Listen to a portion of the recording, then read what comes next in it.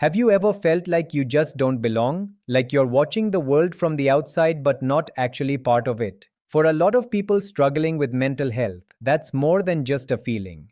It's a reality. Disorders like anxiety, depression, trauma, or even neurodivergence can make you feel disconnected from the very thing that defines us as human: our thoughts, our emotions, and our actions. When those are different from the people around us, it's easy to start wondering if you even belong in the human experience at all. And once those thoughts take hold, they can create a vicious cycle. The worse your symptoms feel, the more alienated you become, and the more alienated you feel, the worse the symptoms get. For years, I watched myself spiral like this. I withdrew, I disengaged, I tried to exist with the bare minimum interaction with the world. Every day was about surviving, not living, and I felt like I wasn't even supposed to be here. But over time, I discovered ways to reconnect, little strategies that helped me feel human again, and that's what I want to share with you today. The first thing I realized is that reconnecting doesn't always mean diving into society or forcing yourself into crowds of people. You can start with the physical world around you, with nature. We think of nature as wild forests or endless hikes, but the truth is that nature is everywhere, even in the middle of a city. Look outside your window. There's a pigeon, a tree, maybe a patch of grass. That bird flying overhead or that tiny patch of moss isn't separate from the world you live in, and neither are you.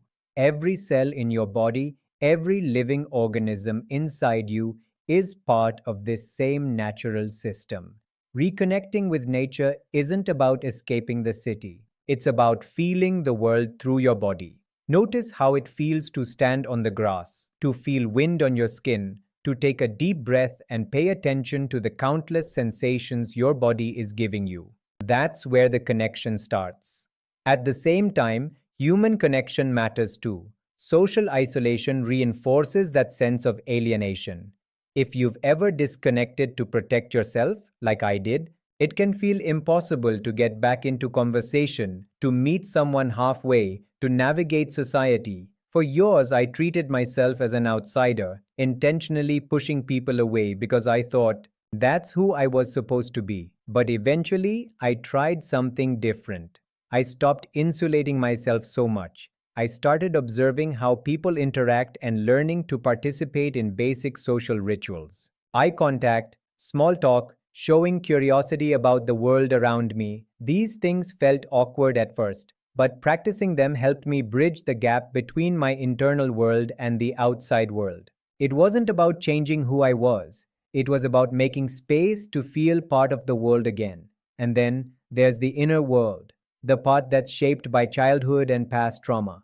Many of us don't know who we truly are because we spent years suppressing our authentic selves. In childhood, we may have been forced to play roles, to mask our feelings, to please others, or to take on responsibilities far beyond our years.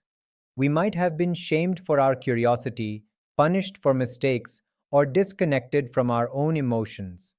Over time, this disconnect can create a survival persona, a version of ourselves built to navigate unsafe or unstable environments. That persona, while protective, is not the real you, and many adults grow up not realizing the extent to which it hides their true self. Discovering who you are means gently peeling back those layers. It means paying attention to your desires, exploring your interests, noticing what sparks curiosity or joy, and recognizing that the traits others may have tried to suppress in you are part of what makes you unique. The journey back to yourself, to the world, and to nature is not about perfection. It's about small steps, feeling your body, noticing the life around you, connecting with at least a few people, practicing social skills, and exploring your passions and curiosities. It's about acknowledging the past without letting it define your future. It's about realizing that even if the world has been harsh, even if society has been confusing or alienating, there's a place for you. You can belong. You can feel alive. You can reconnect with nature, with humanity, and with your own self. So, the next time you feel lost, try this. Step outside, even if it's just to look at a bird on a windowsill. Notice your breath. Notice the sensations in your body. Reach out to someone, even if it's a small conversation, and ask yourself, who am I really? The answers may not come all at once, but every step is part of the journey back to being fully human.